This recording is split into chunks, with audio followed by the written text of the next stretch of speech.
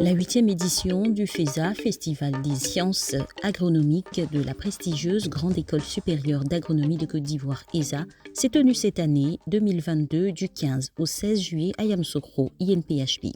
Placé cette année sous le thème central agriculture familiale et écologie, le FESA est une manifestation académique qui vise à promouvoir les domaines de compétences des ingénieurs agronomes, des ingénieurs des techniques agricoles et des techniciens supérieurs en agronomie, à contribuer aussi à la visibilité des entreprises et partenaires agricoles qui emploient en majorité les diplômés de l'ESA.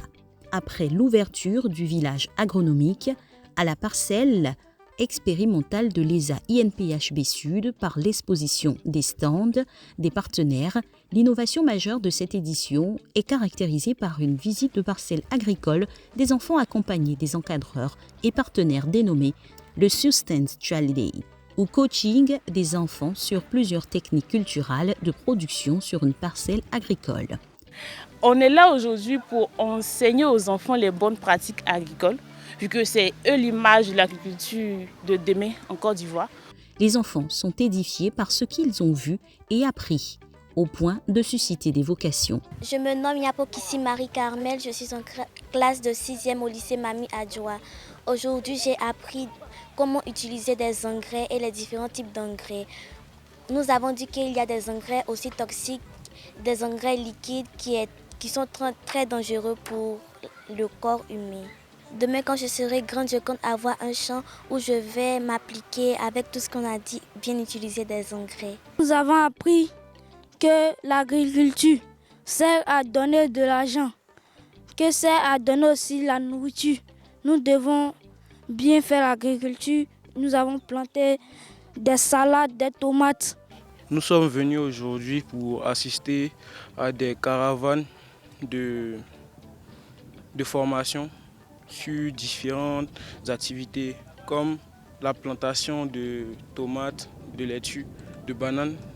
Je pense que cette formation est vraiment appropriée pour ceux qui souhaitent plus tard pratiquer l'agriculture. J'ai appris que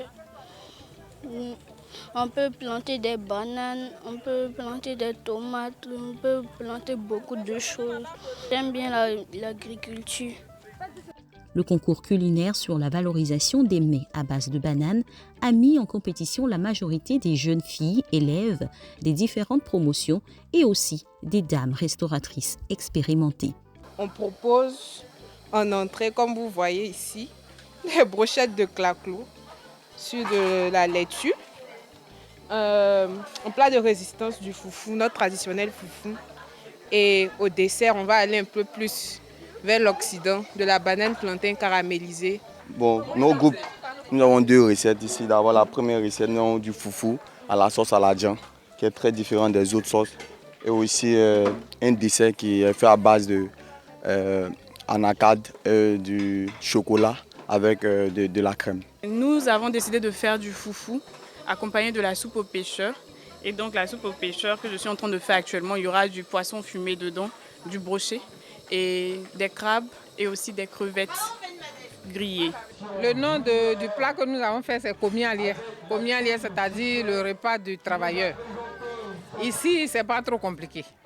Il n'y a pas d'huile ni les cubes d'assaisonnement. C'est très naturel. La présidente du jury a exhorté à la pérennisation de nos mets locaux.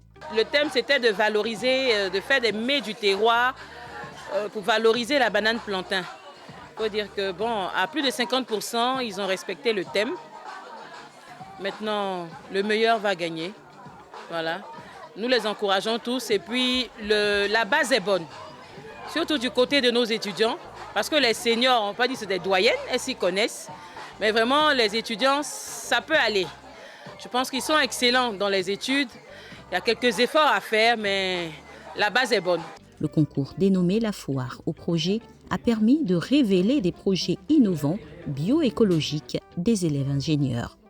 Nous avons été retenus comme les premiers, je pense d'abord parce que le projet en lui-même il est très innovant. C'est un projet en fait qui répond à l'actualité de notre pays. Ça c'est un. Mais il faut noter que nous avons des concurrents puisqu'on était 2 équipes en fait à faire le charbon bio. Donc je pense que ça s'est plus joué sur notre manière de présenter notre projet et aussi l'étude économique que nous avons eu à faire. L'administrateur émérite de l'ENCA résidant ce concours, tout comme le parrain et partenaire de cette promotion, rappelle quelques conseils à leur filleule. Cet esprit d'entrepreneuriat qui est en train de se développer, et je pense que c'est quelque chose qu'il faut saluer pour l'avenir de l'économie ivoirienne. Il faut des cadres qui ne pensent pas aller s'installer dans des bureaux de la fonction publique. Il faut des jeunes qui entreprennent et donc qui font, nous allons dire, développer le secteur privé, qui doit pouvoir prendre une bonne partie du relais au niveau donc, de l'État de Côte d'Ivoire. Et donc le secteur agricole est un domaine privilégié pour ce genre d'activité-là. C'est avec beaucoup d'émotion que je me retrouve là à pouvoir assister à ce challenge de projet qui m'a replongé dans les souvenirs des années estudiantines.